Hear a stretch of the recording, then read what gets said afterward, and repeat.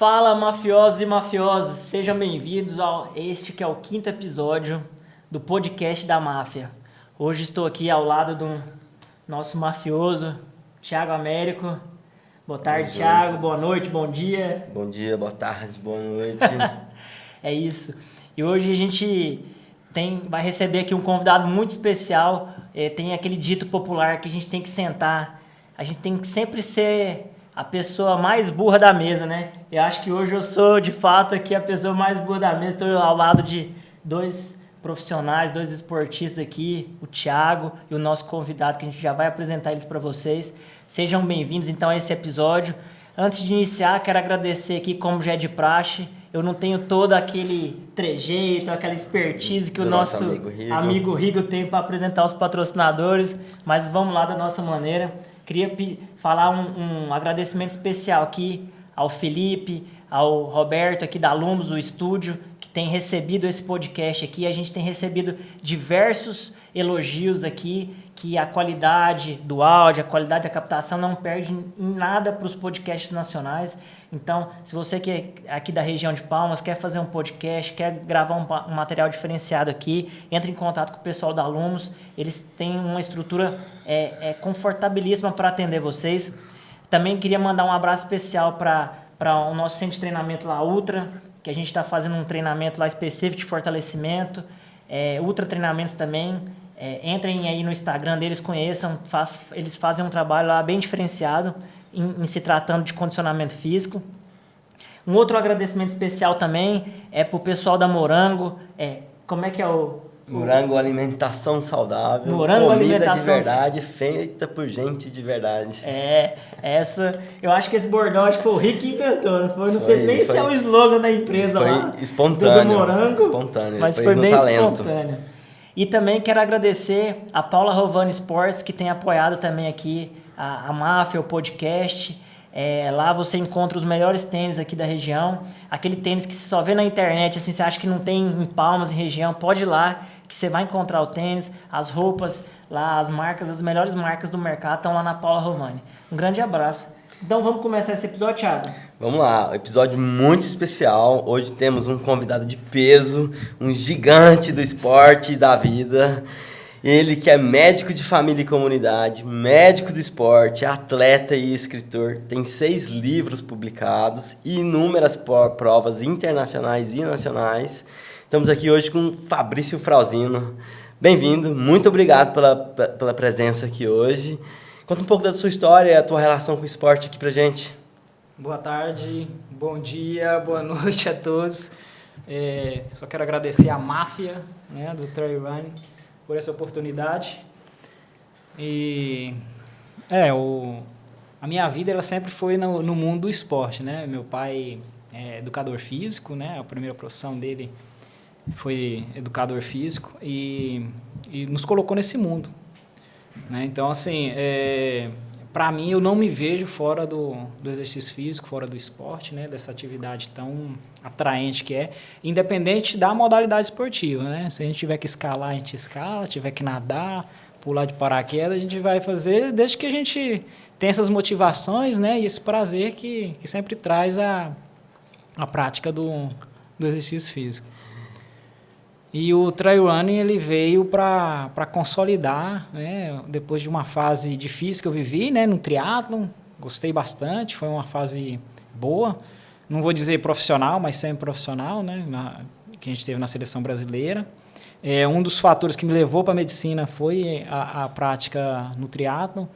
E depois, para não ter essa saída brusca, foi quase que um desmame do triatlon, foi o trail running, que a gente já praticava como parte do treinamento, né?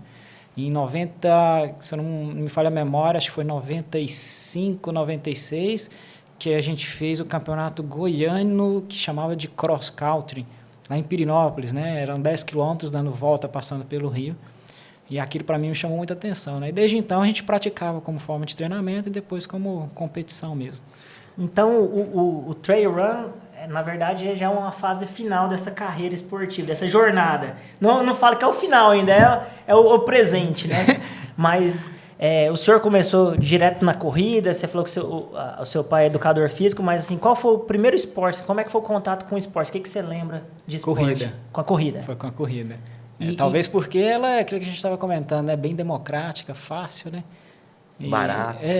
Então, os colegas do bairro, né? Sempre a gente chamava de apostar corrida. Na realidade, a gente queria ser piloto de Fórmula 1 e inventava apostar a corrida para como se fosse o carro, né? E o senhor se lembra ali qual que foi a sua, assim, já da parte mais de treinamento, assim, qual que foi a sua primeira corrida, assim, que tinha inscrição de verdade, que tinha uma competição envolvida? Você tem essa memória? Foi em Porangatu, que atualmente eu estou lá fazendo a natação, né, na Academia Corpus, e hoje é o professor Luiz, grande amigo. Na época, eles fizeram a corrida em Porangatu, a primeira corrida de rua de Porangatu, que era de 5 quilômetros, se não me engano. Né? E foi nessa que meu pai foi, me levou, fez a inscrição, a gente saiu até um pouco atrasado, né? E eu tinha 6 para 7 anos que a gente fez essa corrida. Né? Nasceu dentro do esporte. Então, foi em Porangatu essa primeira corrida, com a inscrição, né? Com número e tudo. E essa ficou marcada, realmente. E hoje, de vez em quando, eu vou lá nos mesmos lugares para correr, isso me traz essa memória afetiva, né? E que vai empurrando a gente a correr. Que legal, que legal. Ô Fabrício, conheço um pouco da tua história, né? E eu acho que a primeira modalidade que de fato entrou assim, que você se dedicou mesmo, foi o triatlo. Sim. Né? Conta um pouco dessa história aí, como é que começou a sua relação com o triatlo? Através da natação até. Né? Então, assim, em Porangatu, né, a gente fazia corrida, fazia natação, e na época era aquele boom do bicicross. Sim. Né? Então, eu tinha bicicross, a gente fazia até as pistas, né? A gente pegava enxada, os colegas, as máfias daquela época, né? Das crianças, era pegar enxada e fazer as pistas de bicicross nos terrenos baldios que tinha. Tinha um clube chamado Associação Recreativa Porangatuense, então nós fomos lá, fizemos uma pista em formato em M, que a gente via na revista, que era 2 rodas na época, me parece. Tinha 4 rodas e 2 rodas. Então, a gente tinha acesso a essa revista, a gente viu uma pista e tentou copiar essa pista. E a gente fazia. Então, acabou que o triatlo ele veio surgindo de várias modalidades que a gente fazia na infância, né? Nadava, né? Na recreativa, na ABB, Associação Atlética Banco do Brasil, e a corrida, o futebol, né? Então, isso foi trazendo e acabou que a modalidade do triatlo ajuntou essas 3. Na época, eu comecei com o André Vilarinho, que foi em 93. Está presente até hoje.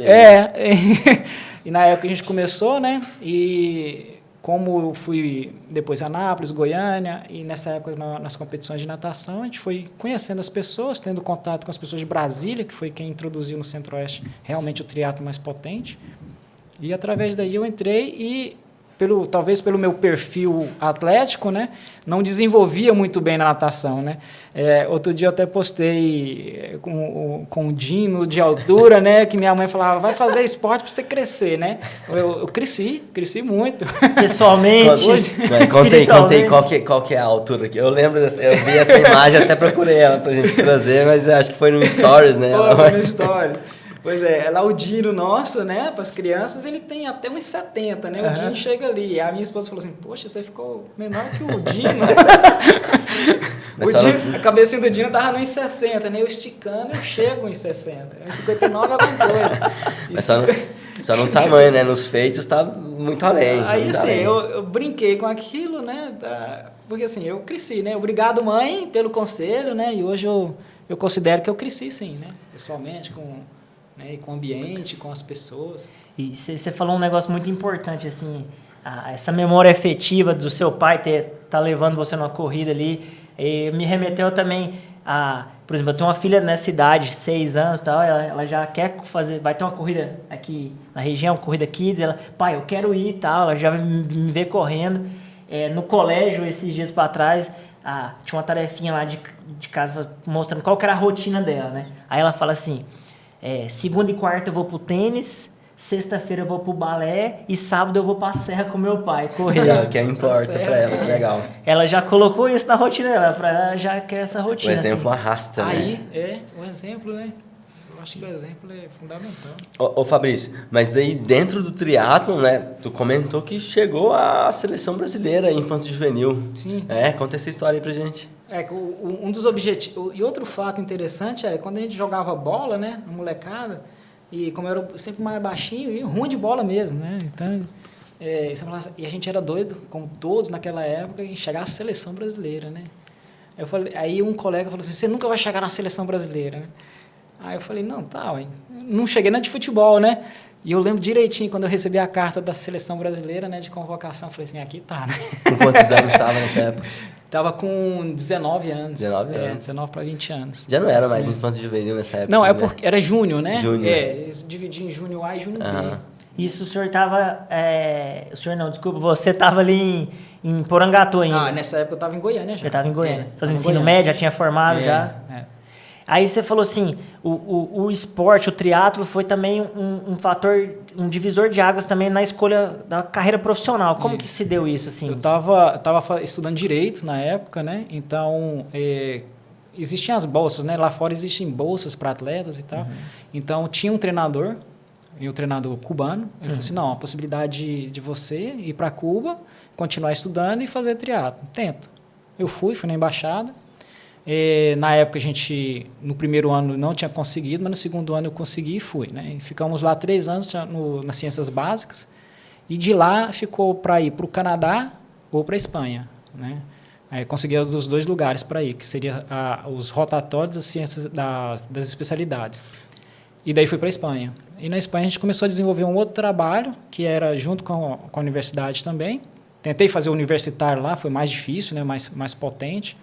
Mas tinha um treinador que era da federação, né? Inclusive ele tem um livro na parte de corrida do triatlo, da Federação Espanhola de Triatlo, que ele praticamente me adotou na Espanha, né? E a gente começou a fazer um bom trabalho de triatlon lá. E lá eu consegui também, eu já tinha passado pela seleção brasileira, já tinha competido, e lá eu competi, fiz uma Copa do Mundo pela Espanha, né? Só que na época, quando eu fiz pela Espanha, foi interessante que na hora da inscrição, né, eu pedi autorização aqui para a Confederação Brasileira na época, eu queria fazer pelo Brasil, e me disseram, não, pode fazer, né? Então, a inscrição era livre na época. Só que na hora que eu fiz, ela entrou como uma espanhola, né? Então a gente... Mesmo sem cidadania. Oi? Mesmo na sem época eu estava sem a cidadania, Legal. isso mesmo. Agora, hoje eu já tenho, né? Mas na época eu estava sem a cidadania. Mas eu competi pela Espanha, né? E o objetivo nosso nessa Copa do Mundo, que era em Estoril, era ficar no percentil ali até 50, porque fazia pontos no ranking mundial, né? Só que foi o ano onde que eles baixaram, porque essas pontuações eram também para as Olimpíadas, né? Então eles baixaram do 50 para o percentil 25, só os 25 primeiros. Mas foi justo que eu fiquei em 50, né? Eu fui lá na prova mas bati a meta, mas não consegui a pontuação que eu queria, né? Então, mas esse foi um dos fatores, né? Então você começou ali a graduação em Cuba? E aí... Isso, 3 anos em Cuba, de ciências básicas, e 3 anos das especialidades na Espanha, e depois a residência médica. Em Cuba teve competição também, né, de triatlo lá. Isso, teve. Na América Central. Teve. Lá teve eu ia participar do Centro Caribenho, aí eu não fiz o Centro Caribenho, mas eu fiz uma seletiva que eles tiveram, né? Que, por sinal, nessa eu levei um tombo na transição da natação para a bike, quebrei o pé, né? Competi com o pé quebrado. Terminou a prova. Consegui terminar. Mas foi uma fratura que dava, né? Que foi do hálus, né? Mas eu consegui terminar, a gente ficou em 7º, eram os 10 primeiros, era uma classificação boa, né? Que era o campeonato cubano de triatlo.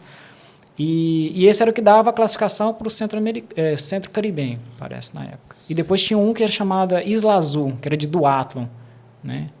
E o duatlon, o que a gente queria era fazer os 10 km para 30, 31 minutos.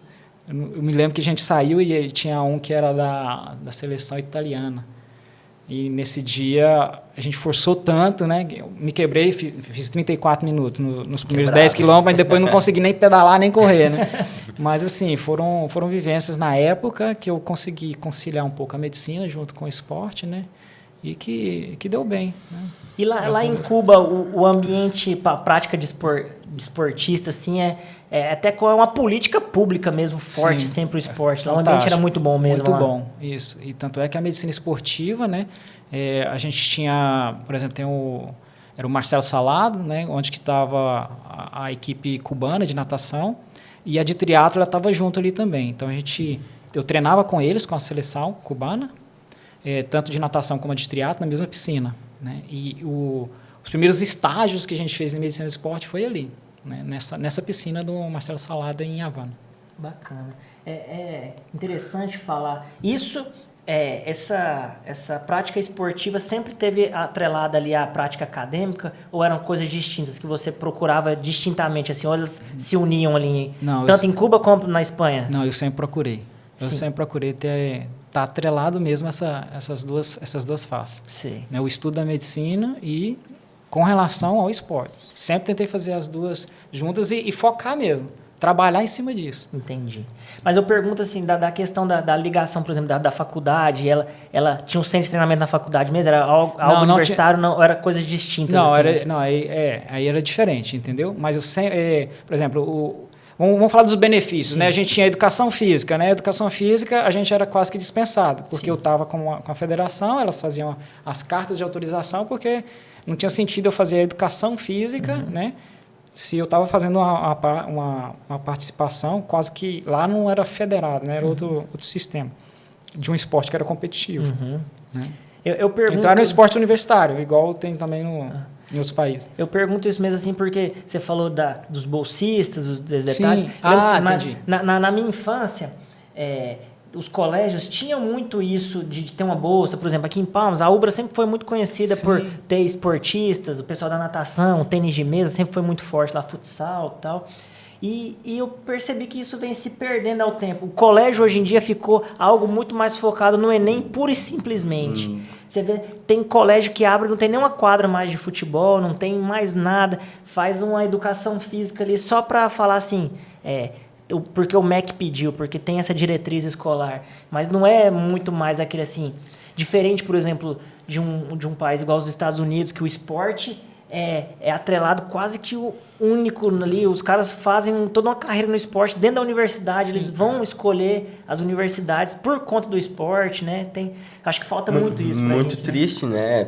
Porque eu acho que o movimento, ele faz parte do desenvolvimento humano, né? Ele tem que fazer parte, né? Então, muito triste essa história aí das nossas escolas focar apenas na prova, no objetivo de entrar na universidade, né? Esquecendo esse desenvolvimento humano que é fundamental. E bacana, assim, a gente puxando da memória efetiva, eu lembro que eu sempre fiz parte dos times do colégio e tal, eu morava ali aqui em Palmas, aqui de Palmas, morava sempre ali na 1006, próximo ao campo do Palmas, então eu sempre joguei bola ali no Palmas também, e aí eu lembro que os amigos do futebol ali da resenha, até hoje são meus amigos, mais próximos ainda, assim, porque aquele ambiente esportivo ali que aflora essa amizade mesmo, né, doutor? É aquilo que a gente estava falando antes, né? De um dos benefícios do esporte é a comunidade, né? Fazer amizades, esse senso de pertencimento, e é uma amizade verdadeira, né? Tu comentou... um amigo da guerra, como é que é? Os soldados na guerra, né? A amizade que é feita, né? O soldado ele encontra na guerra, né? E traz essa força, né? Essa potência no relacionamento, né? Dentro do esporte a gente passa momentos difíceis, né? E a gente tá sempre um do lado do outro, hoje mesmo, né? Hoje a gente fez um treino ali, era um puxando o outro o tempo inteiro, aquele treino, 3 horas de treino no sol quente. Rachando. E o corpo pedindo a toda hora para parar, e o outro, não, vamos, só falta mais 10 quilômetros, só falta mais 5, mais 15. Bora junto. Vamos, e você fala assim, não, tamo junto, vamos terminar junto. E isso mesmo que vai moldando ali as amizades, forjando ali, né? Fundamental. Vamos voltar para o assunto do triatlon, né? Porque eu acho que o triatlon hoje na tua vida já ficou para trás. Já. Quando é que saiu do triatlon e entrou na corrida? Do trail, né? No triatlo foi ali 2002, foi quando eu classifiquei para uma outra classificação que foi para a Copa do Mundo em Madrid. Uhum. E nessa eu tinha que decidir, porque ela era num domingo e eu tinha uma prova de ginecologia na segunda-feira. E eu tive que decidir, né, se eu ia para a Copa do Mundo ou enfiar a cabeça ali e estudar. E eu queria terminar com 6 anos a medicina. E aí eu não fui. E eu falei assim, agora aqui já chegou, né? Então Escolha difícil. eu vou fazer o triatlo agora só para diversão mesmo.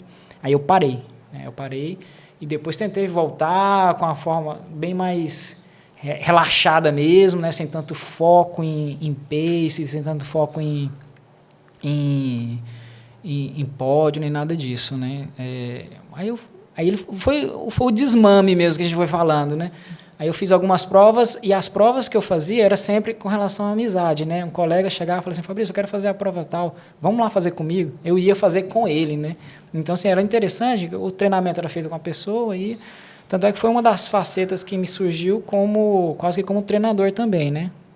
Porque eu fiz uma parte dentro da medicina do exercício do esporte, depois na residência médica, como uma parte de treinamento, né? Até mesmo de passar planilha para terceiros. Então, esse foi um momento que eu vivi lá fora, e a gente foi fazer o meio Ironman de Lisboa. Foi o primeiro meio Ironman, parece que surgiu em Lisboa, e lá a gente foi para acompanhar essa pessoa, né? Uhum. Então, assim, foi o último mesmo. Depois eu fiz alguns brincando, assim, mas com essa forma mais de estar com as pessoas, de participar da amizade, do grupo. Durante a residência, conseguia treinar? Tinha tempo? Eu não tive, não. Com a residência, essa de Lisboa a gente fez fazendo a residência médica, né? Por isso que não dá, você saiu dos plantões. Outro dia eu saí num plantão e eu lembro que o próprio o tutor nosso, né, o preceptor de cirurgia, falou, Fabrício, eu quero pedalar amanhã. Tá, mas a gente fazia o plantão, ralava o plantão, eles iam dormir, né? É o chefe, né? Aí no outro dia, vamos pedalar, né? Tá bom. Aí lá vai eu pedalar depois de um plantão, quase que dormindo em cima da bicicleta, né? Mas assim, foi uma fase bacana do desmame do triatlo, né? Então aí eu ficava mais na corrida, que dedicava, o tempo era menos, né? Igual a gente comentou, né? A parte econômica também diminuiu bastante. E comecei a ir para a montanha, comecei a meditar na montanha e ver esse outro lado, né, da corrida que era bem menos competitivo. Tanto é que as nossas opções era não competir. Eu falei que não ia botar mais nenhum número no peito, né? Fiquei muitos anos assim. Isso ali na Espanha ainda? Isso, na Espanha. E quanto tempo que durou esse período ali acadêmico, ali na Espanha ali? Você ficou quanto tempo mais ou menos ali na Espanha? Tá falando depois que eu deixei o triatlon? Assim... Eu deixei o triatlon em 2002, até 13, né, 11 anos. Ali na Espanha, ali entre a residência, né, quando eu já deixei, foi 11 anos praticamente. E foi ali que surgiu o trail, né? Região montanhosa. Eu estava na Catalunha depois, né? Eu voltei para Barcelona, fui para Girona, né? Com um amigo me chamou para trabalhar. E a gente vivenciando ali perto dos Pirineus. Então a gente ia subir, ia brincar mesmo na serra, igual aqui a gente, né? Perto do trabalho, quintal de casa. Pegava a mochilinha e ia embora, né? E foi com essa forma bem laxa mesmo. Fui retornando, mas sempre com essa mentalidade, não botar nenhum número no peito, não competir.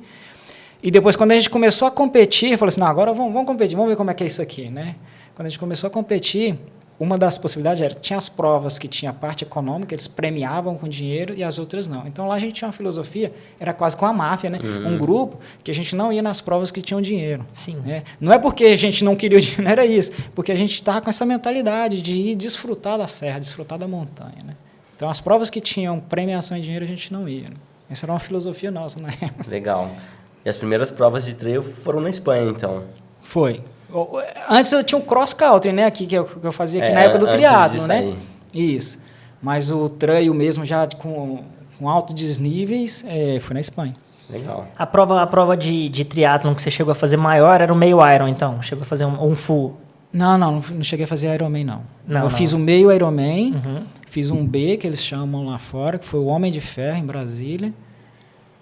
Mas também já estava praticando. Esse Homem de Ferro eu fiz em 2003. Acho que foi em Brasília, 2003. Prova ali de 4, 5 horas? Por aí. Dura, assim, praticamente mesmo, né?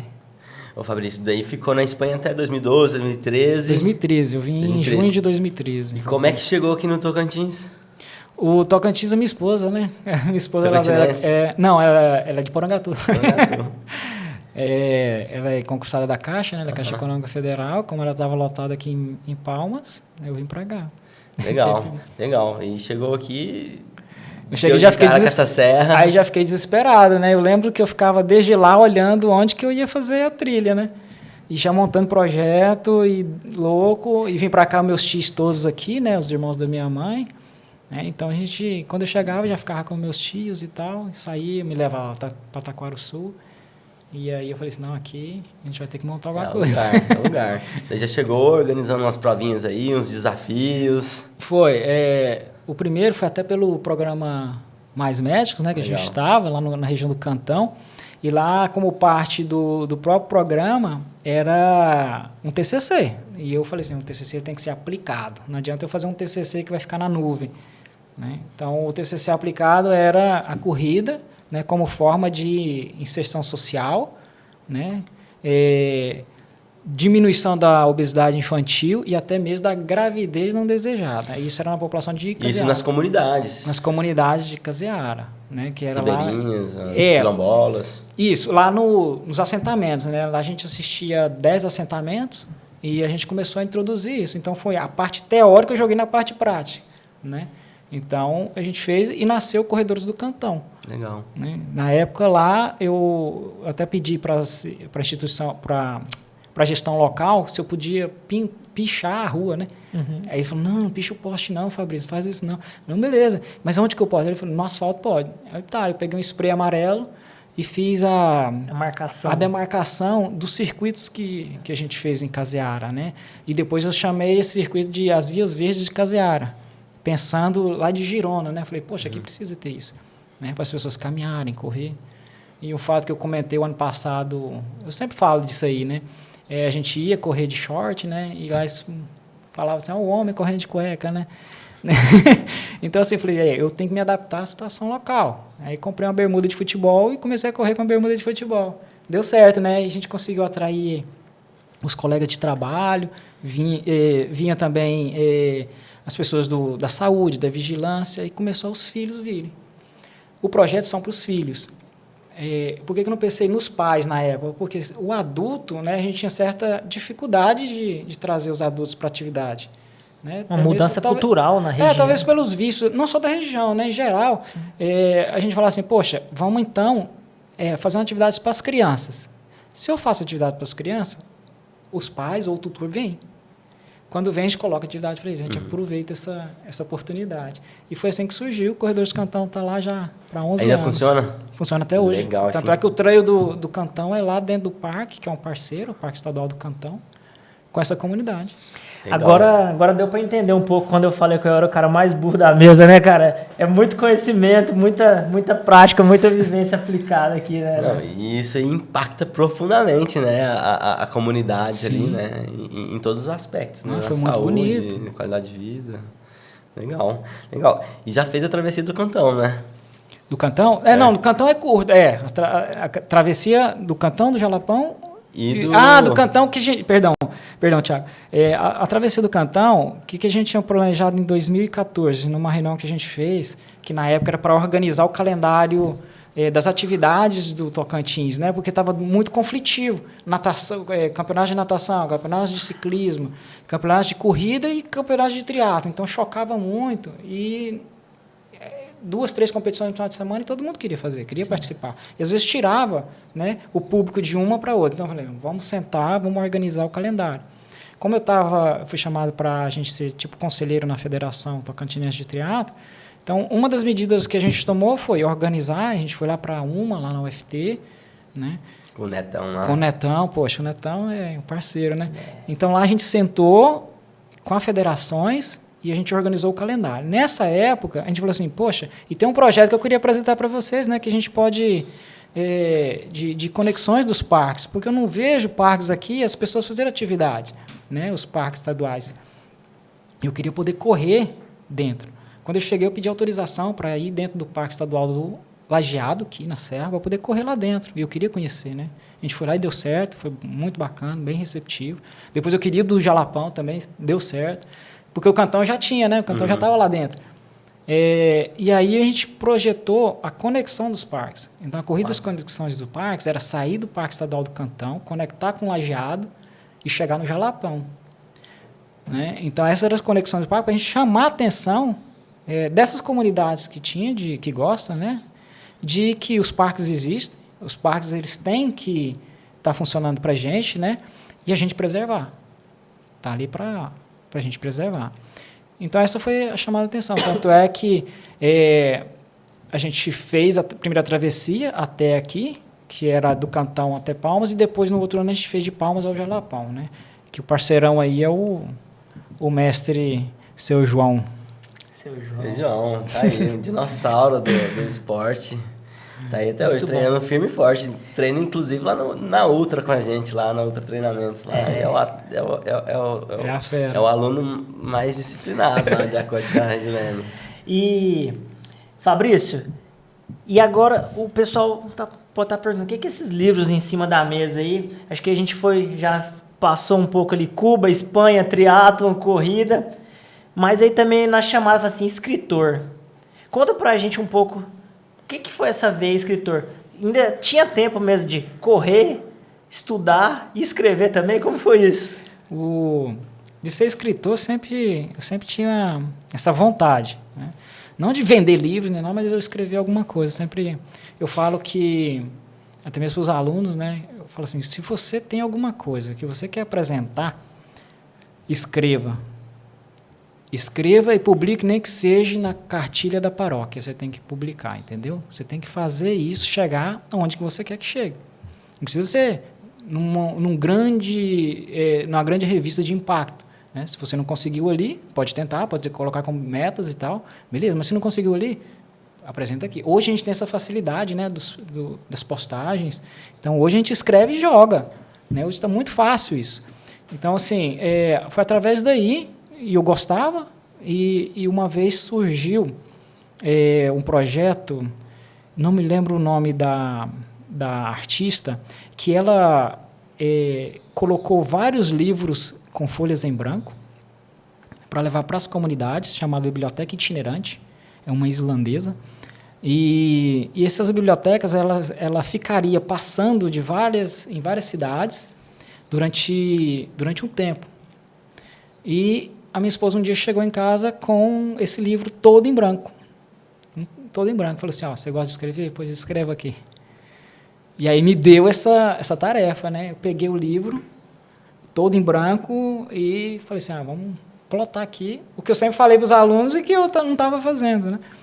Então, comecei a escrever uma história, um romance infanto-juvenil, né? Chamado, hoje, publicado pelo Clube de Autores, Entre os Sentidos e os Elementos, né? Que para mim é uma outra viagem, né? Que a gente faz, né? E conta um pouco da história, para dar um spoiler aqui, né? Um pouco da história lá vivenciada em Girona, passa por Portugal e chega em outros lugares que eu acho que seria interessante dar uma lida.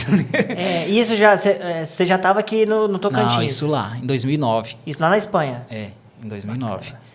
Então esse foi o primeiro livro? Esse foi o primeiro livro, né? Que depois a gente já conseguiu publicar aqui e agora está com a proposta de publicá-lo em espanhol e em catalão também, que é da onde que surgiu o livro, né? E depois surgiu uns outros livros, que é o Lago das Andorinhas, que fala sobre aqui, né, o Cerrado, que não são seres humanos, né? São os animais do Cerrado, né? Com suas personalidades e suas vivências, né? E ele é passado aqui no Cerrado, chamado Lago das Andorinhas. Tem as Aventuras de Buzina e Cabeleira também, que esse é um infanto-juvenil. O Lago das Andorinhas ele é mais infantil, tanto é que agora a gente vai querer lançá-lo com algo, como se fosse álbum, né, de imagens para criar isso ilustrado. O outro são 3 contos, As Aventuras de Buzina e Cabeleira, que esse a gente fala sobre um relacionamento de 2 irmãos, né, na comunidade onde que eles viviam, e da evolução deles até a fase adulta, né, de criança, a parte de adolescente, a parte adulta. São os 3 contos que tem, As Aventuras de Buzina e Cabeleira. Tem Os Cumes da Mantiqueira, que foi um projeto SIX, que a gente chamou na época, com apoio da KTR, da Kailash. Sim. O Instituto Alto Montana, lá de Itamonte, também, que nos apoiou. E esse foi uma travessia que a gente fez na Serra da Mantiqueira. E a proposta nossa era não fazer o que as pessoas já estavam fazendo, né? Que era atravessar e ponto, e nada. Senão fazer uma proposta lá de atividade de prescrição de exercício físico, né? E tipo um camping. E esse camping ele é baseado no Instituto Alto Montana, que é em Itamonte, né, que tem toda a estrutura para botar, tanto é que está tendo algumas atividades lá. Teve um curso até nesse instituto que foi de socorrismo em montanha. E nesse livro eu fiz com o Tomás Tassinari, e o que a gente queria na época era fazer os principais cumes do Brasil em menos de 48 horas, né? Os outros que a gente tinha feito para fazer posterior, por questões da distância, não teve como a gente fazer depois. Mas era o Six e depois o Jalapão. No Six, que é esse projeto do Cumes da Mantiqueira, a gente fez todos os principais cumes de onde que está o Parque Nacional de Itatiaia, e no outro dia nós fizemos a travessia da Serra da Mantiqueira. Nós fizemos então os cumes dentro do parque e depois atravessamos. E ali a gente fala sobre o material a ser usado, a sua preparação, né? E desse relacionamento que a gente vai de como plotar para você ter o GPS, ter o mapeamento, né? De como faz com segurança e saúde uma travessia dessa, né? Não ir na aventura, né? Eu falei assim, eu sou um aventureiro, sim, mas eu tento planejar, né, essa aventura. Com segurança. Pra gente ter uma noção, uma travessia dessa é o quê? De distância, de altimetria, assim, você lembra? Não lembro, agora mesmo não lembro. Mas, assim, algo em torno de uns 100 quilômetros? Não, ela dava 39 quilômetros, me parece, essa que nós fizemos, com sobe e desce. A região é muito montanhosa. Ali, você né? passa, a travessia você passa a Pedra da Mina e o Pico dos Três Estados, né? Uhum. Então, estão entre os 10 maiores picos do Brasil. Né? A região ali é bem montanhosa para quem conhece ali mesmo. Legal. Bom, hein, Thiago? Legal. E esse livro a gente não vende, ele está disponível, é grátis, entendeu? Eu posso passar para qualquer um de vocês. O e-book. Está em e-book, isso. Você pode descarregar também, tem um link quando você coloca lá, Fabrício Frauzino, você encontra, Cumes da Mantiqueira, você encontra para descarregar. Legal. A gente vai colocar aí na descrição aqui depois do vídeo todos esses links aqui que o Fabrício está falando,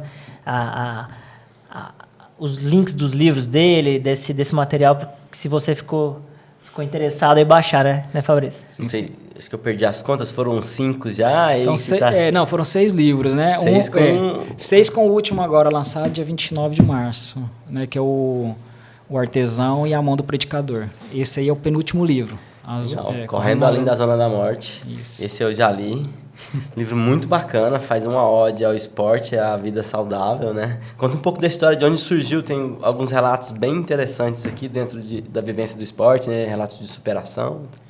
O livro ele surgiu, foram 2 fatores que eu tentei conectar, né? Através da morte de um amigo meu, que ele tinha chamado um colega de trabalho, e a gente queria fazer as 24 horas no interior da Itália, era 24 horas de bicicleta, né? Então, a comunidade, a gente ia num motorhome, e nesse motorhome, com todo o material, ficaria na cidade, e a cidade era uma comunidade, era bem tranquila, mas, afim, não consegui ir, não consegui planejar para poder sair com eles. Eles fizeram, já era a 2ª vez, a 3ª que eles fizeram. E passou um tempo, do nada, né, como acontece com morte súbita, né, o colega faleceu. E ele vinha, e a gente fazia todos os exames, né, tudo tranquilo, aquilo me marcou bastante. E foi através disso aí, né, de fazer um esporte endurance, né, de ultra resistência e com a vida. Isso aí me jogou, né, aquela dúvida de que realmente é saudável, não é saudável, que a gente mesmo, né, Thiago, vem sempre lendo na literatura, que até hoje vem essas perguntas, essas dúvidas, né, até quando que é saudável, qual que é o saudável mesmo, né, nesse tipo de atividade, né, de endurance. Então eu tentei trazer isso à tona, e de outros fatores que foi quando eu realmente estava aqui, né? Que a gente fala das sombras, né? Trabalhar sombras. E a gente fazer uma analogia de que, realmente, o trabalho da sombra, né? Junguiano, com a sombra nossa mesmo, né? Que hoje mesmo vocês correndo 30 km, nas fotos aí, a gente vê aquela sombra lá atrás, né? Mais bonita que a gente na foto, né? É a companhia. Então, assim, de que sombra que a gente está falando? Então, foi através desses dois fatores, né, a morte do colega e das sombras que a gente tem que trabalhar, né, colocar nesse livro e tentar ajudar outras pessoas, né, a sair de alguns, né, de alguns problemas, né, e trazê-los para descobrir que se você trabalhar a sombra, assumir essas sombras e realmente trabalhar, né, você consegue sair e ir adiante. Uau. Então é mais ou menos isso, né, o livro, assim, pra gente não falar mais. Isso é profundo. Tem que ler, tem que ler. Isso é muito profundo. E nessa época ali na Espanha, voltando um pouco ali na Espanha, você começou a correr provas de trail e começou a... O trail, para ter graça, mas ele tem que ser grande, né? Fala assim, a competição, às vezes você fala assim, a iniciação ali 5 km, 7 km, dependendo do percurso, é muito interessante e tal, mas aí a maioria, por exemplo, você começa a correr, você fala, não, cara, quero desafios maiores, quero fazer travessias, quero ficar 12 horas, 24 horas. Como é que começou isso ali na Espanha ali mesmo? E como começou e como foi a maior distância ali que você chegou a percorrer nesse período ali? Não, eu penso que isso vem muito da gente, do ser humano nômade. Sim. Né? A gente sempre está procurando desafio e a gente sempre está querendo mais. Você faz 5, depois você quer fazer 6. Você faz 10, você quer fazer 20. Né? Você faz uma maratona, você quer fazer uma outra maratona. E assim vai. A gente está procurando desafio. E eu não digo sempre, mas quase sempre nós estamos procurando superar. Sim. Isso faz parte. Esses desafios que você coloca na sua vida é para superar. Se você supera, você tem a recompensa. Se você tem a recompensa, você se sente bem, se sente feliz. É isso. Então, se eu corro... É o círculo não vicioso, não virtuoso. Né? Você faz 100, poxa, eu vou fazer 101. Quando coloca a planilha para vocês de treinamento e vocês têm que fazer 10 de 1 progressivo, esse progressivo ele é fantástico para você. Se você consegue cumprir, você começa ali fazendo 4, né? Depois 3,59, 3,58, vai baixando, né? Até chegar no 3,50. Poxa, eu cumpri a meta, você tem uma satisfação impressionante. Você dorme, entendeu? Você faz o 30 km de manhã, você não consegue dormir, né? Sim, isso é verdade. Fica duro, travado. Nada melhor que a planilha verdinha lá, tudo comprido. Mas logo você vai querer fazer o 35, entende? Você vai querer superar porque você tem uma meta a cumprir que você colocou. Agora eu falo assim, essas metas a gente tem que cumprir que elas realmente sejam prazerosas para você, né? E não que o outro está querendo que você faça. Tem que tomar muito cuidado com isso, porque senão a gente entra no outro lado, vira a chave e acaba adoecendo, né? Então, assim, o mundo competitivo tem que tomar muito cuidado porque ele leva essas viradas de chave perigosas até, né? Que depois a gente está vendo muito nas consultas, né, Thiago? De pessoas com problemas de saúde mental, né? Atletas de alto nível que a gente tem que dar uma segurada. O overtraining, né? Que o overtraining ele vem também na parte mental muito forte, né? E se você falar que tem que parar... Um overtraining com afetação cardíaca, eu preciso de 6 meses para a pessoa descansar. 6 meses, eu preciso de meio ano. Você já foi a temporada dele. 6 meses. Você imagina. Então, a parte mental dele vai ficar, entendeu? Né? Ele precisa de reabilitar essa parte. Nesse sentido aí, o esporte é remédio ou não é? Aquela questão da dose, né? Pode ser um veneno, né? Mas... Então, assim, nós somos suspeitos para falar que a gente ama, né? Mas a prescrição do exercício físico, né, para a saúde já está demonstrado isso, né? É o que eu falo até aqui, né?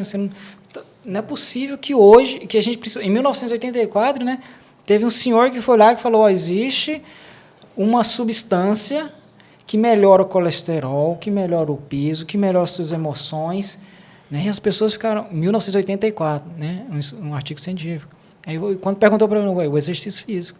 Então, em 1984, tiveram senhores que demonstrar, né, cientificamente que o exercício trazia benefício.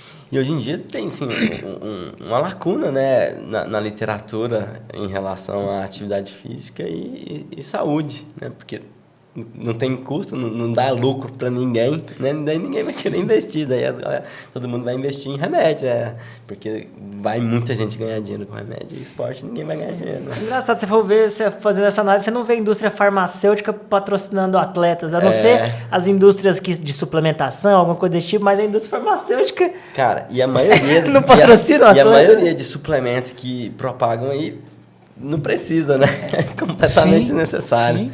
né? O ser humano ele foi feito para correr, né? O nosso corpo foi feito para correr, para caçar, para movimentar. E Fabrício, você falou assim na questão da prescrição como remédio também, você tem isso dentro do seu consultório mesmo hoje, né? Você é médico do esporte, você tem consultório aqui em Palmas. Sim. E atende em Porangatu, essa é a sua rotina hoje? Isso, hoje a rotina está dividida em 3, praticamente, né? Essa que é a parte da tutoria clínica, né? Onde que a gente dá assistência médica e docência, né? No programa Médicos pelo Brasil, que essa eu faço em Porangatu. Recentemente a gente vai iniciar o EAD pela Unifesp, que é pelo programa, o outro programa, Mais Médico, que é na formação também de especialização do médico de família. E tem a medicina do esporte, né, do exercício do esporte, que a gente faz aqui em Palmas, normalmente aqui aos sábados.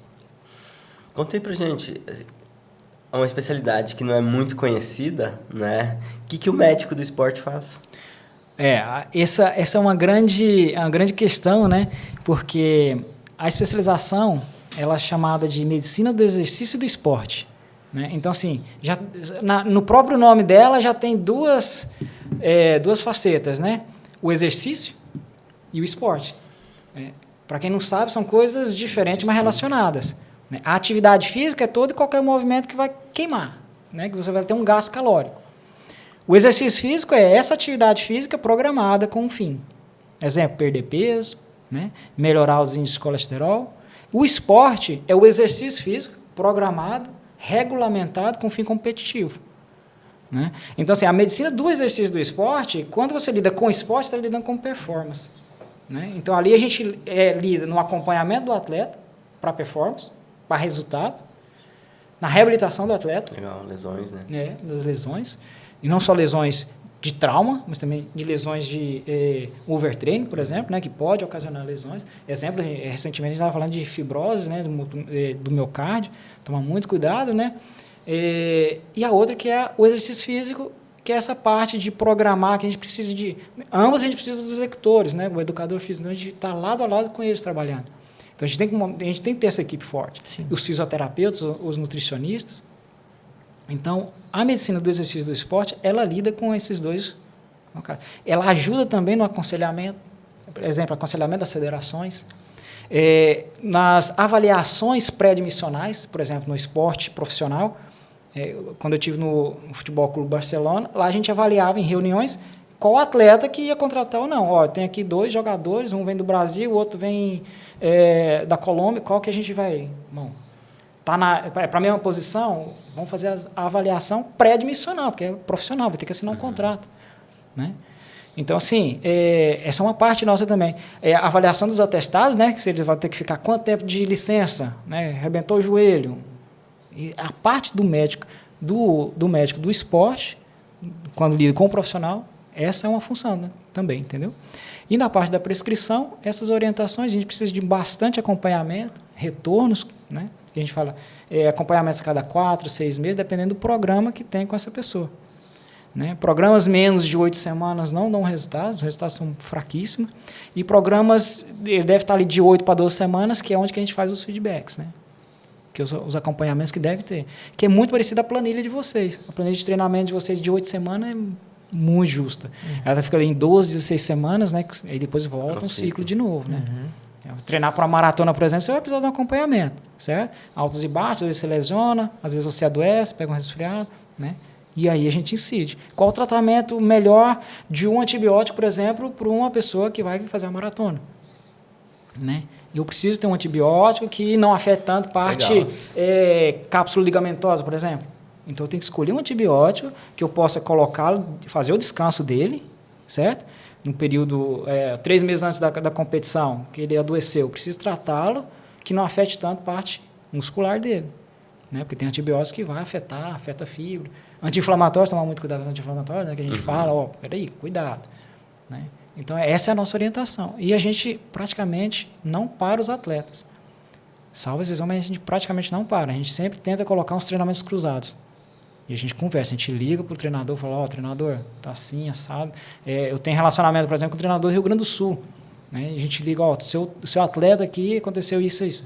Então, a gente tem que dar uma parada nessa parte e a gente vai modificar e adaptar para esse outro treino lá dentro. O que você acha? A gente discute isso. São as discussões de caso clínico, né, que a gente faz com o treinador, com o fisioterapeuta. Essa é a função do médico do exercício do esporte. Legal. Mas não é só restrito a atletas profissionais também, não, né? Os não. amadores também. Aí é que tá, por isso que eu falo. Tem o atleta e o esportista, né? Dentro do esporte tem um atleta e esportista, o profissional e nós. Né? Então, assim, e que o fluxo maior, né, é da população que realmente quer o prazer, né, quer um estilo de vida, né, quer melhorar a sua saúde ou manter a sua saúde. Né? Isso. Isso. Vou marcar minha consulta lá. Já sei. Vai lá, cara. A gente está no fechamento de um ciclo de... Fechamento ainda falta 40 dias, cara, mais ou menos. A gente tá no meio. Agora o pico vai chegar ainda, né? E a gente já percebe de mudanças mesmo. Tem gente que vai lendo muito material. É a hora que o pessoal mais desiste das provas, talvez, quando chega nesse pico, tem essas lesões. Começam a comentar que a imunidade vai mesmo, abaixando, a gente está discutindo. Ter infecções virais, claro, uma gripe. Se a gente for falar da parte técnica, né, você entra no gráfico onde você já está lá em cima de exposição. Né? Então, de estresse, né? Então, assim, por isso que a gente fala, você tem que equilibrar isso aí. A gente tem que... Antigamente eu falava que o médico do exercício do esporte, ele é o sincronizador. Né? Como sincronizador? Eu vou sincronizar o seu cardiovascular com a sua imunidade, com a sua saúde mental. Eu tenho que colocar você nesse jogo, né, de que você fica girando, mas sem sair pela tangente. Porque quando você sai pela tangente, aí você resfria, você pega uma pneumonia. Né? Continuar como remédio, né? Não veneno. Isso mesmo. Mas Fabrício, mas eu quero a performance. Claro, mas vamos manter o equilíbrio, certo?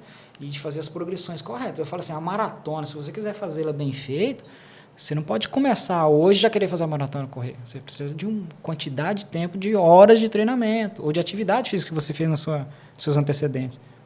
Por exemplo, eu me atrevi a fazer ultras, porque na hora que eu olho, eu vejo que com 6 anos de idade, 7 anos de idade, eu estava com meu pai correndo, pedalando, nadando.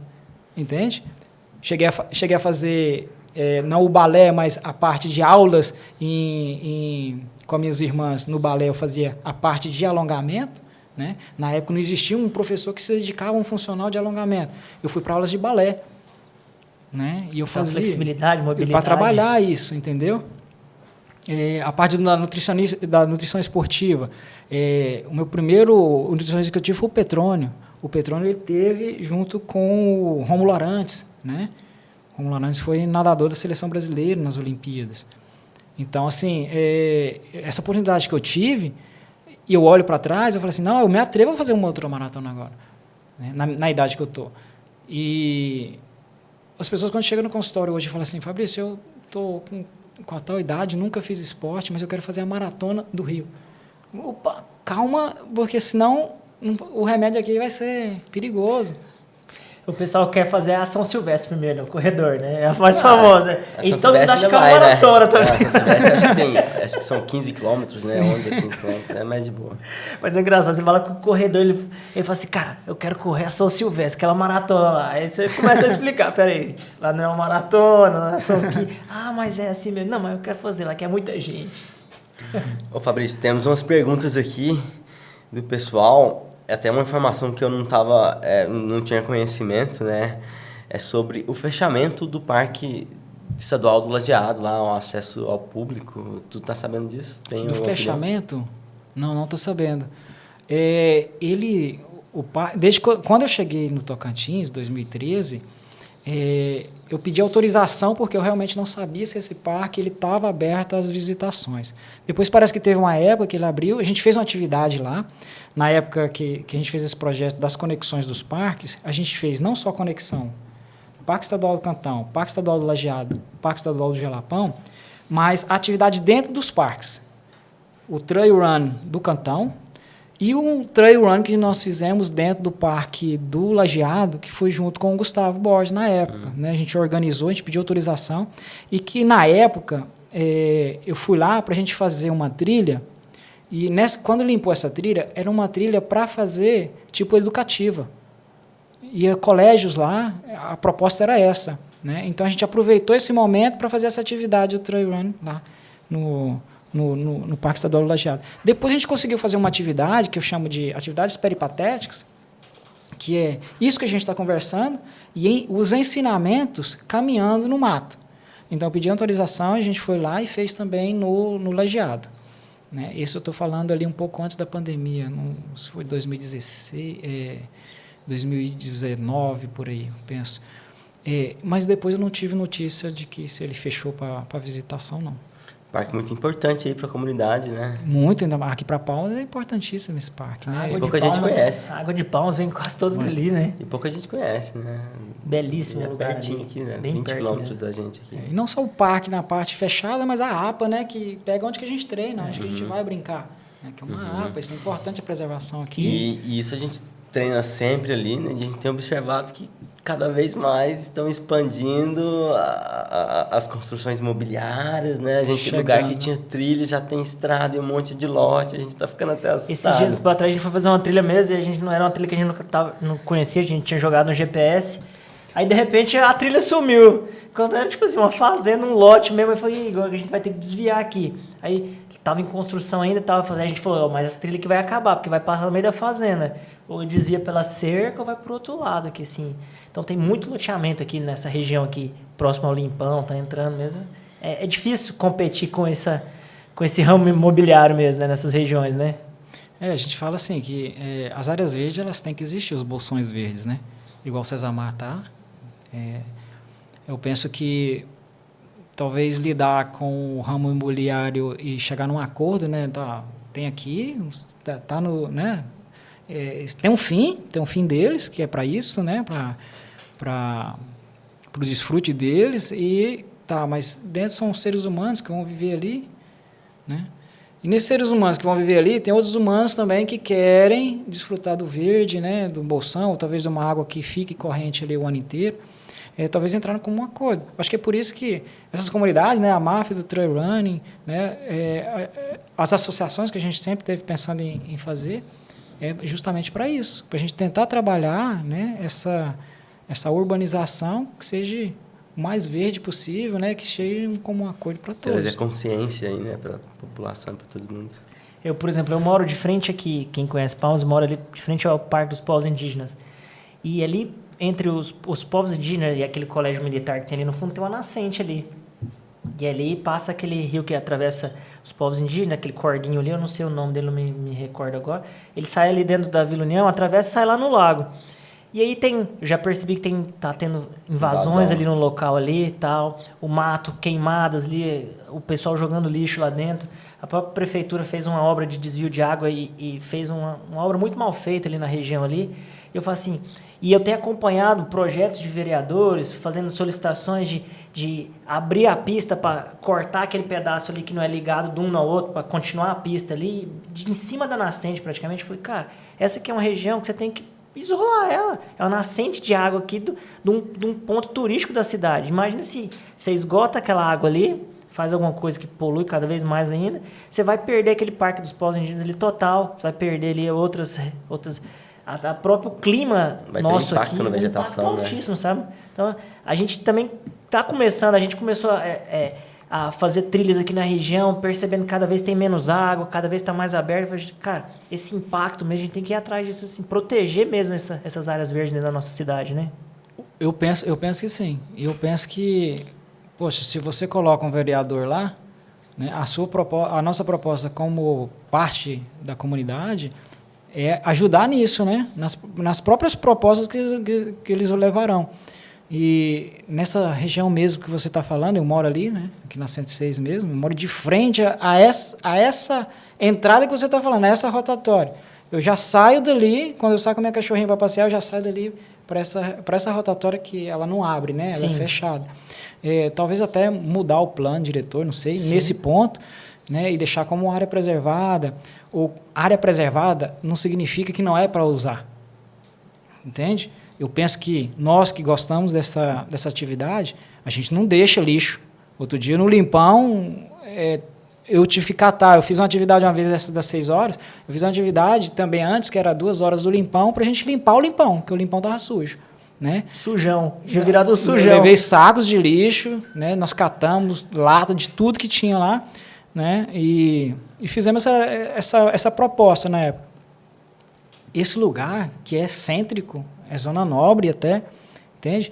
Pode tê-lo como área não só preservada, são como área de atividade, exercício físico. Igual está ali nos povos indígenas que colocou, você pode ampliá-lo, entende? Até o colégio militar. Não, vocês ali. amaram ali, né? Tem um parque específico lá com a pista, o Sim. lago, mas tem as trilhas que são do lado de cá também. Organizar, pode ter vários parques, não tem. Outro dia eu estava vendo que parece que Goiânia é uma das cidades do Brasil com mais áreas verdes. Né? Eu falei assim, opa, Goiânia? Eu falei, Goiânia, olha só que interessante, né? Goiânia sempre teve, né, essa imagem, né, de arborizada, de florida, né? Poxa, Palmas tem que estar junto dessas cidades, entendeu? Cidade planejada, né? E a gente tem que planejar, eu penso, né? Poxa, a gente tem um cerrado, pois vamos voltar com o cerrado, entendeu? Não tira as árvores do cerrado para botar outras árvores que vêm de coqueiros Europa, nada, não. ornamentais, Coisas entendeu? Fora de padrão. Ué. Então, sim, eu acho que penso que nessa organização a gente consegue, né? E consegue ter essas áreas verdes. A Palmas, que é muito quente, né? A gente precisa desses bolsões aqui e precisa para a gente fazer essas atividades com segurança ali. Né? Rapaz, a gente tem papo aqui com o Fabrício aqui para 5 tem, horas de podcast. Tem pergunta aqui, vamos lá, pergunta aqui que o pessoal tá mandando. Fabrício, hoje, como é que tá a organização dos treinos? Trabalho e treino. Organização dos treinos, eu tinha uma parte da minha vida que eu não queria fazer planilha, não queria treinar, eu saía, simplesmente saía, que é uma dos fragmentos desse livro que a gente está apresentando aqui hoje. Eu simplesmente saía para treinar. E quando eu vim para Palmas, eu tive várias épocas que eu treinava 2 quilômetros, que era a volta na quadra, descalço, saía de madrugada. Uma vez... Descalço, assunto polêmico, quero entrar nesse tema daqui a pouco. E daí eu acordava de madrugada, e esse era das 5 da manhã ali, que a gente acordava antes de ir para o trabalho, e descalço mesmo, botava o short, às vezes sem camisa, saía na quadra e fazia. Outro dia, teve uma vez que estava chuviscando, né, e teve tava a polícia militar atendendo, né, uma ocorrência justo na esquina de casa, né, e eu vinha correndo descalço. Tinha que esse maluco descalço, aí. De short, de madrugada, né. Daí, eles começaram a se preparar para algo, né, eles já estavam na ocorrência. Mas aí eu já parei, já estava com a chave da casa, né? Já entrei, já falei, não, beleza. Sou estudante, doutor. Foi um fato interessante, né, nessa época. Mas aí, depois a gente decidiu fazer umas planilhas, mais para evitar questões de lesões também, né? E porque eu queria voltar a ter essa sensação gostosa das competições, né? De poder sair e tal, e não ficar um pouco muito largado igual eu estava ficando. Largado assim, no sentido de que eu estava relaxado. Eu queria era esse relaxo mesmo. Tinha dia que eu saía, corria 6 horas na serra. Mas tinha outro dia que eu saía, fazia 2 quilômetros. E teve prova que eu fiz, por exemplo, a travessia da Transgran Canárias, que lá foram 130 quilômetros. Nessa travessia, uma vez, eu fiz assim. Treinava 6 quilômetros por dia, do jeito que eu queria, e fui lá e fiz. Entende? Tem planilha. Entende? E tem grupos... Tem povos tradicionais, né, ou povos originários, como se a gente for, né, adaptar um pouco mais agora nas nomenclaturas, que eles não usam planilhas. Né? Tem os Haramures, né, do México, que eles não usam planilha de treinamento. E se você for competir com eles, a gente vai levar na cabeça mesmo. Né? Essa região aí que tem aquelas mulheres que correm de chinelo. Que recentemente elas, né, participaram de uma ultra de revezamento. E deu show, né? Então, elas não usam planilhas de treinamento. Elas simplesmente vivenciam isso. É a rotina dela. Então, assim, eu saí com essa filosofia, né? Então, agora, só para responder a questões de planilha, eu voltei a estar com o André Vilarinho, né? Recentemente, para poder estar prestigiando alguns colegas, né? Em algumas provas. E porque ele me chamou, a gente entrou... Eu queria voltar realmente a competir, sentir esse gosto. E agora eu estou treinando sempre depois do trabalho, né? Finalizo ali às 5, já me organizo da tarde para poder treinar. Muito difícil eu treinar de madrugada hoje pelas condições mesmo que eu estou passando, né? Então, assim, o meu plano é, depois do trabalho, treinar. Mas eu uso uma estratégia que pode servir para muitos que estão querendo, que não conseguem coincidir. Antes do trabalho, fazer uma atividade. Antes do almoço, eu faço uma atividade. Né? E antes da janta eu faço uma atividade. Então, esse é o plano, né? 3 vezes ao dia. Agora, qual atividade? Isso já é um segredo. Tem que marcar uma consultinha lá. Vou botar o WhatsApp aqui do Fabrício depois. Ô Fabrício, continuando nesse assunto aí, né, de programação de treino, tem um amigão nosso aí, o Rodrigão, que é da máfia, tá preparando para uma prova em breve, 22 semanas faltando aí, 108 quilômetros em Paraty. Qual que é a dica que tu dá para ele? Paz. Constância. Né? Constância. Saber que o descanso ele faz parte, né? Não deixar se levar muito pelas emoções também, mas o descanso ele faz parte do treinamento, né? A gente fala que você tem que começar pelo descanso, começar pelo saber o que você vai comer, o que você vai ingerir, isso no dia a dia, não estou falando do dia da prova, né? Planejar, amar, certo? Brincar, divertir. Isso é o fundamental, né? E depois a gente entrar naquele equilíbrio que a gente fala, né?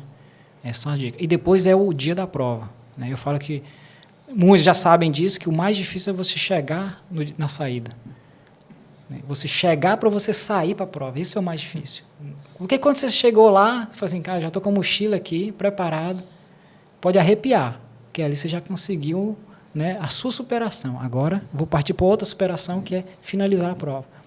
Ou ganhar, ou não sei, o que vocês... Completar. Ué. Legal. E você foi lá nos 108 quilômetros, mas vamos trazer um pouco mais para cá. Quando a gente... Isso tem acontecido muito comigo, acho que tenho certeza que com todo mundo aqui, os meninos da máfia, a gente faz isso até meio que propositalmente, faz parte da nossa estratégia de propagação mesmo do esporte. A gente está lá fazendo um conteúdo bacana, esse conteúdo que a gente está fazendo aqui, esse bate-bola aqui.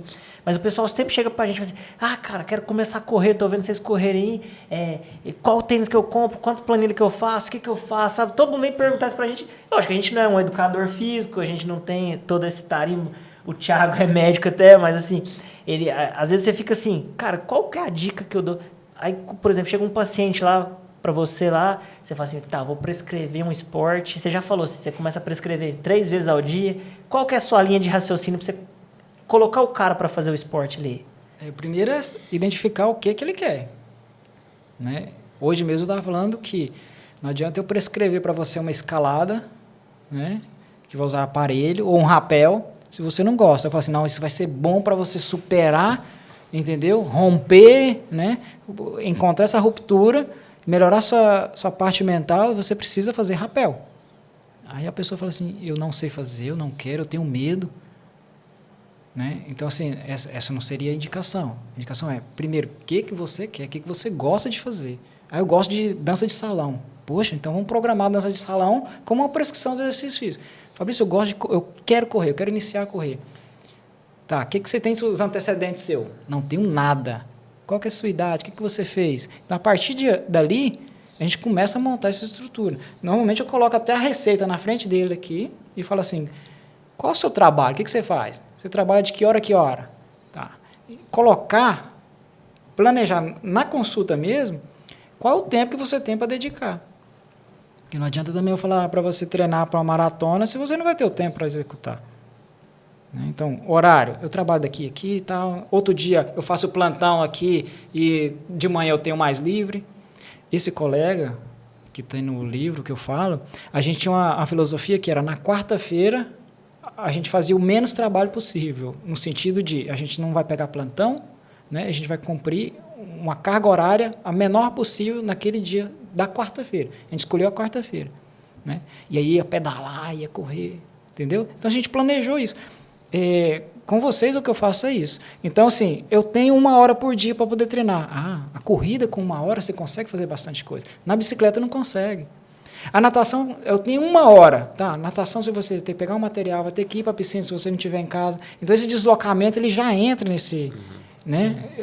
Entra nessa hora, o deslocamento? Entra. Poxa, então você vai ter 15 minutos para você nadar. Então, vamos correr. Porque correr você já sai descalço de casa, correndo. Entendeu? Né? Nós estamos nessa aí, né? De começar a correr, mas não no asfalto, né? Correr descalço, mas na pista. Você já sai, você não precisa de muito material para você iniciar a atividade. Outra coisa é que você queira performance. Então, a gente já fala de material mais adequado. Sim. Entendeu? Você falou correr descalço, eu lembro que eu pedi a brecha. Não se lembro qual... Primeira vez fui fazer uma competição aqui em Palmas, ali no Gustavo, no cerradinho de frente ali. Tinha um cara correndo descalço lá no meio da terra. Eu falei assim, meu Deus, cara, que cara doido. Ele tá com os pés tudo vermelhos, daquele saibro lá. Eu falei, não, ele treina, corre tudo aí descalço, já fez, subiu, correu no mato. Aí eu falei, meu Deus, cara, que isso, coisa doida. Aí beleza. Esses dias pra trás, acho que eu vi uma prova.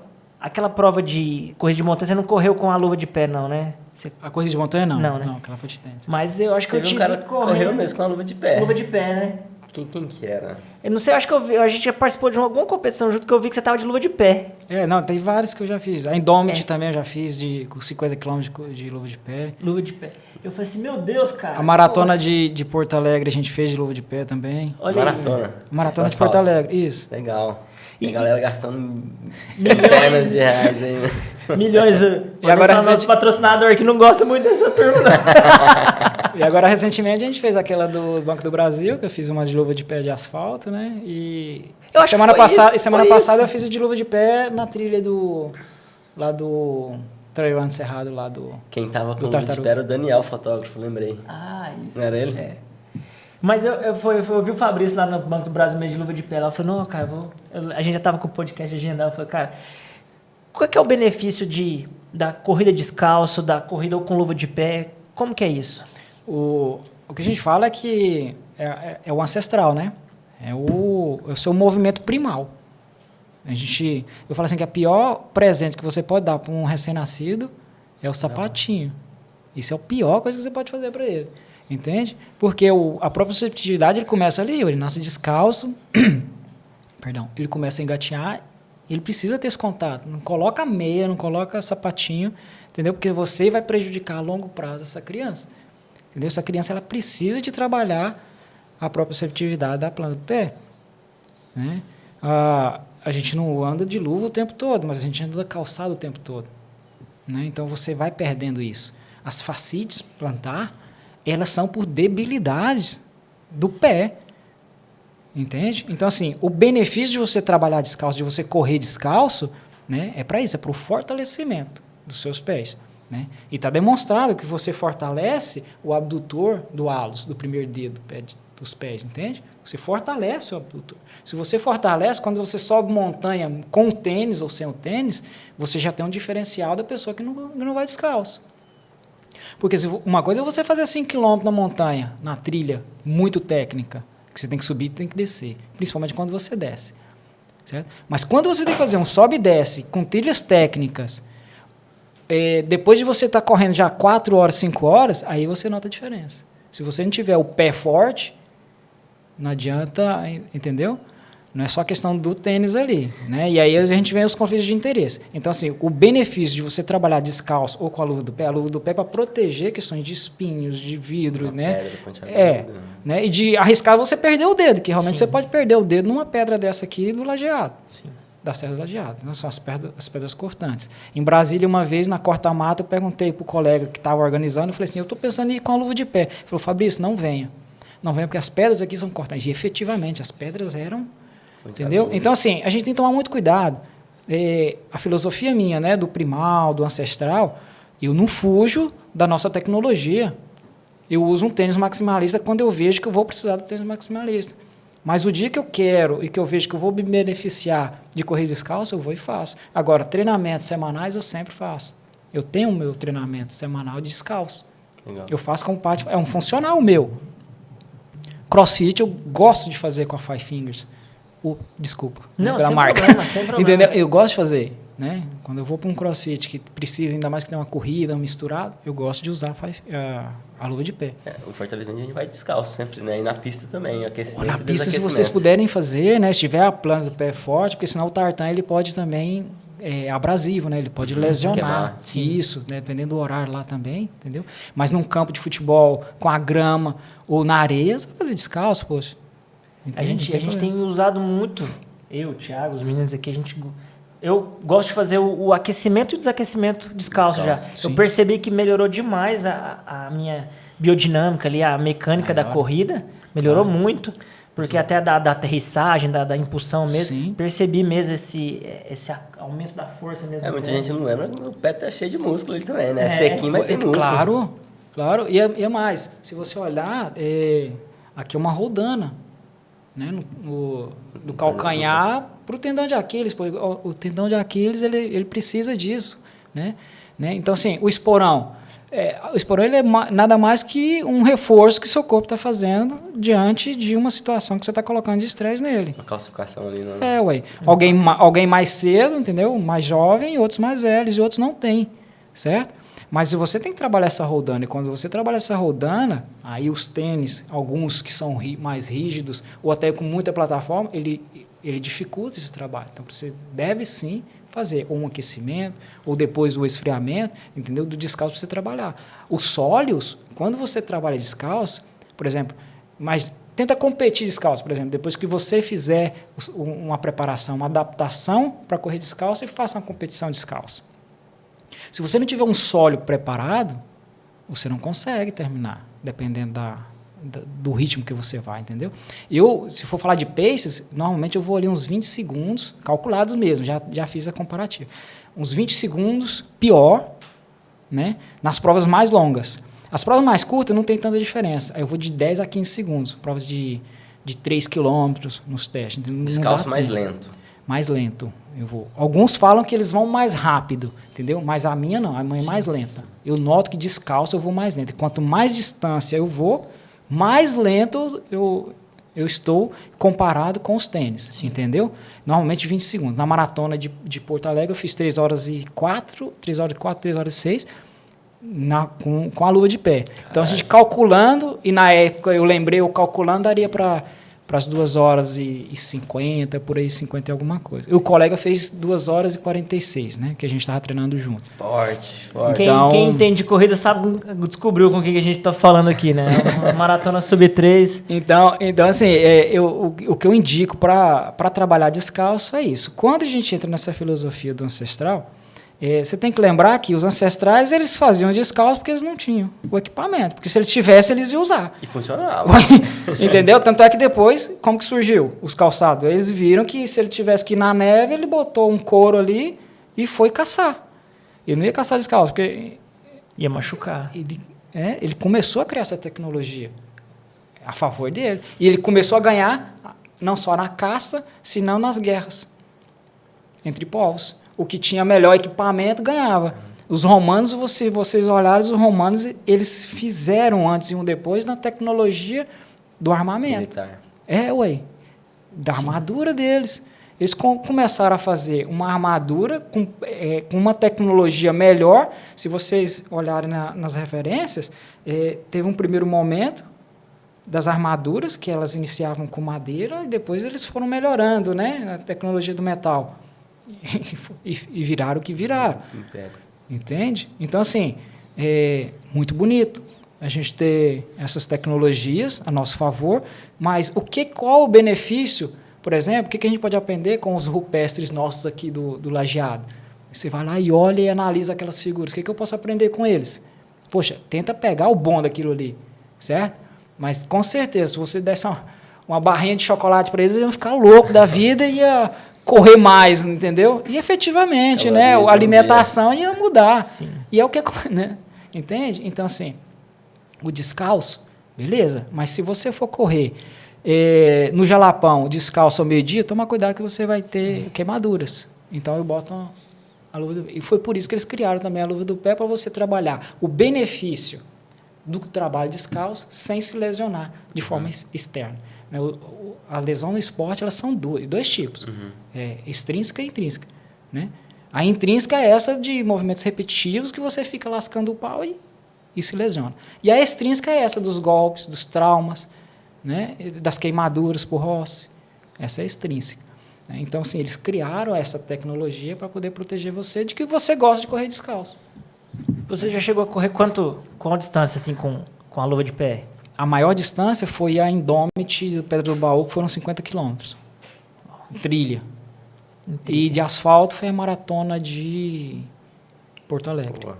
E no Jalapão a gente fez descalço mesmo, sem luva de pé em alguns momentos, outra vez com luva de pé. no areião de lá. Eu aproveitei esse momento, poxa, na Ilha do Bananal também, a gente fez a parte da travessia dela descalço. Que interessante. Legal. Tem muita história aqui, não tem, Thiago? Tem. Aproveitar aqui para agradecer aqui mais uma vez aos nossos patrocinadores, pessoal que apoia aqui a Máfia, alunos, esse estúdio maravilhoso que a gente está aqui, a Paula Rovani Esportes, o Morango, incentivando o esporte tocantinense aí cada vez mais. A Paula hoje tem atletas, Paula Rovani Esporte, né? Atleta de seleção brasileira. E a Morango Alimentação Saudável, né, Thiago? E a Ultra Treinamentos aqui em Palmas são nossos parceiros. Se você quer ser parceiro da Máfia também, quer fazer parte desse projeto, vocês estão vendo que o projeto está cada vez maior, nossa página no Instagram lá crescendo. Entre em contato com a gente aqui, vamos fazer parte aqui, fomentar o esporte, fomentar a saúde aqui na nossa região, né, Thiago? Isso. Só para finalizar, Fabrício, deixa aí a informação para as pessoas que estão precisando procurar um médico de esporte aí, que quer começar a se movimentar, onde que te encontra? Hoje, aos sábados, a gente está na Certo, que é a clínica de reumatologia que está no primeiro andar ali do Life Center. A gente está ali aos sábados. E durante a semana você está em Porangatu? Durante a semana eu já estou dedicado aos projetos. Bacana. Fabrício, vamos só falar do futuro. Em que você tem de pensamento assim no esporte ainda que você quer fazer? Qual que é o seu desejo? Tem alguma prova ainda, você fala assim, isso ainda eu quero fazer? Tem essa pulguinha ali ainda? Esse ano, se der certo, seria o El Cruce. E esse a gente quer fazer uma homenagem a uma pessoa aí, e a gente está pensando... a questão minha já é do tempo, né? Sim. Do trabalho, disponibilidade. Isso mesmo. Mas o El Cruce seria para fazer essa homenagem a essa pessoa. Legal. Sim, vai dar certo. E qual que foi a prova da sua vida? Assim, uma prova mais marcante que você já teve até hoje, Fabrício? Uma prova assim... Eu sei que tem uma prova forte aqui, que foi uma prova que está descrita no livro, né, da Transcanária. Mas, assim, qual que foi a prova assim, que você guarda memórias boas dela? Assim, essa do livro, né, tem aquela do resultado, né, e as outras que são assim, marcantes, não pelo resultado, mas essa da Transgran Canária, essa primeira que a gente foi fazer, que era para fazer em 2009, e o falecimento dele foi em 2009,